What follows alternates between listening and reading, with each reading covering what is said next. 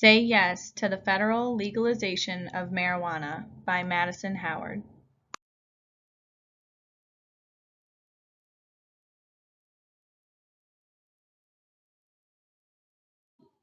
This topic is considered taboo by many and can make some people feel uncomfortable.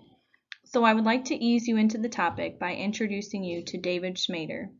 He is a writer who just published his first book titled Weed, the User's Guide.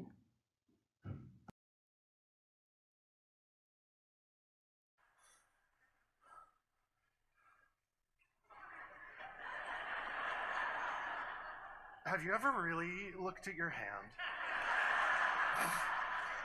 I tell that joke because according to lore, people high on marijuana are amazed by their limbs, often while slow motion speed eating Doritos in their parents' basement. I hate this joke because it invokes a stereotype that is reductive at best and supports a system of diabolical lies at worst. But I'm getting ahead of myself. My name is David Schmader, and I am a pothead.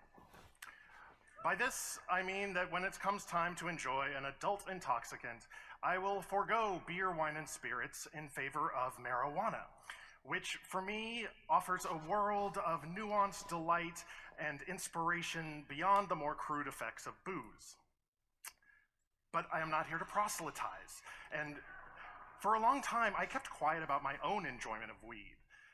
It was illegal for most of the time I was enjoying it, and why make myself vulnerable as an out and proud lawbreaker if I didn't have to? I also dreaded being saddled with the stoner stereotype of having my every move interpreted through the lens of pothead, a label that calls up images of Mr. Magoo levels of forgetfulness and passivity bordering on the comatose. So what if I used weed not to escape, but to engage with art and ideas and food and dogs and hilariously terrible movies? I was but one man, and I couldn't reconfigure society's image of the pothead all by myself.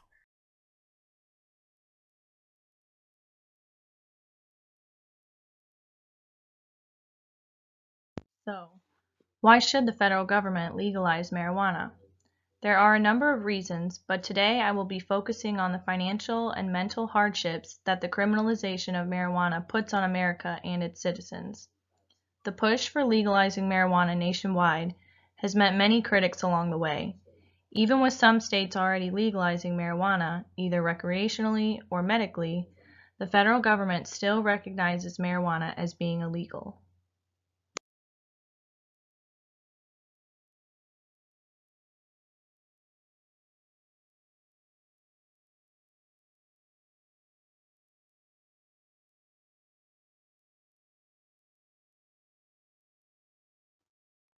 Marijuana prohibition is costing our country and our fellow Americans billions of dollars every year. According to the American Civil Liberties Union, between 2001 and 2010, there were more than 8.2 million marijuana-related arrests in the U.S. The national cost is $4,390 per arrest. The other part of this story is the cost for the individual. Defending a marijuana-related arrest can cost more than $10,000. This will include defense and restitution, and only 6% of those arrests lead to a felony conviction. The cases left were either defended successfully, dismissed or dropped, or the individual pleaded out to a misdemeanor charge. What's left is wasted time and wasted money for the state and the individual.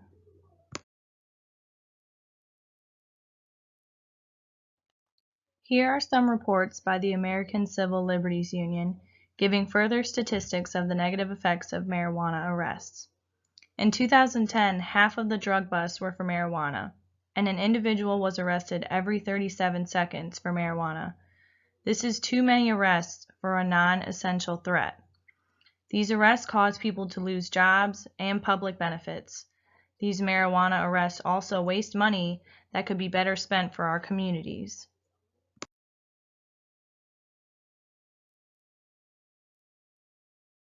Here we have findings from a study done by Catherine Beckett and Steve Herbert from Washington University.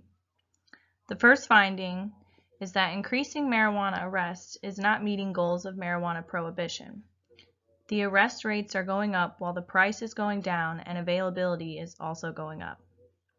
The second finding is that the collective costs of marijuana prohibition for the public are significant. The personal costs to the individuals and their families are also substantial. We can look at a piece of paper and see the economic cost, but it is easier to try to ignore social and psychological costs that affect these individuals and their families. The resources used for these arrests could be used towards other public safety issues. And the third finding is that decriminalizing marijuana and deprioritizing enforcement of marijuana laws leads to no significant increase in marijuana use. There is no evidence of marijuana use increasing in states where it is decriminalized and deprioritized.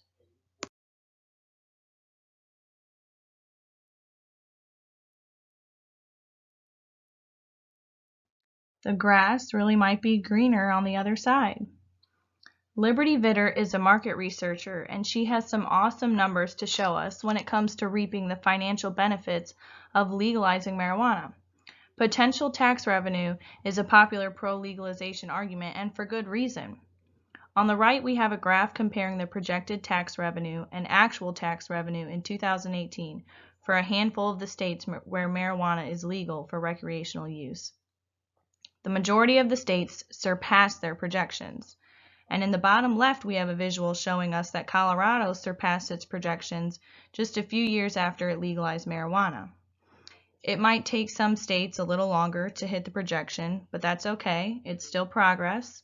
This is a new concept, and we're still working out the kinks. But this could be a real triumph for the U.S. economically and societally.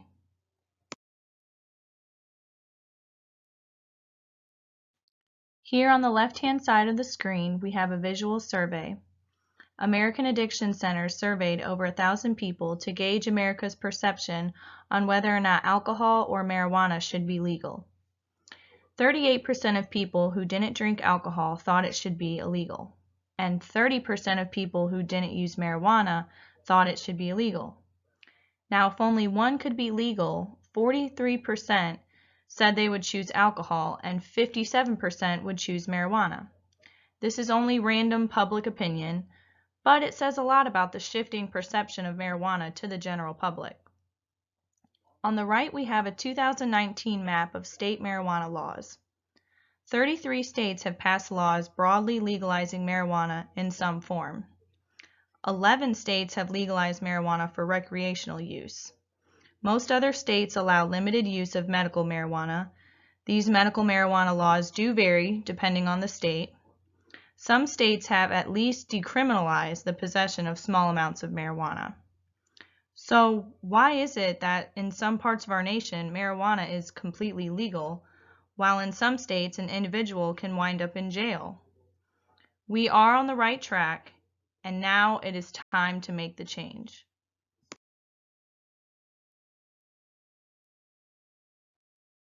When someone first mentions marijuana, the possibility of a negative reaction is there. But if we look at the big picture, maybe some of these negative connotations that have followed marijuana for many generations could begin to fade. The resources that our government is putting into the crime associated with marijuana could be used for so many other things, such as public education, healthcare, and recreations. There are already states, such as Colorado, that have reaped the financial and societal benefits of legalizing marijuana, and it is time for our federal government to follow suit. The criminalization of marijuana has done much more damage than good. We can make this change. We need this change for the betterment of our society as a whole. Over 50% of Americans support legalization, and you can be part of that.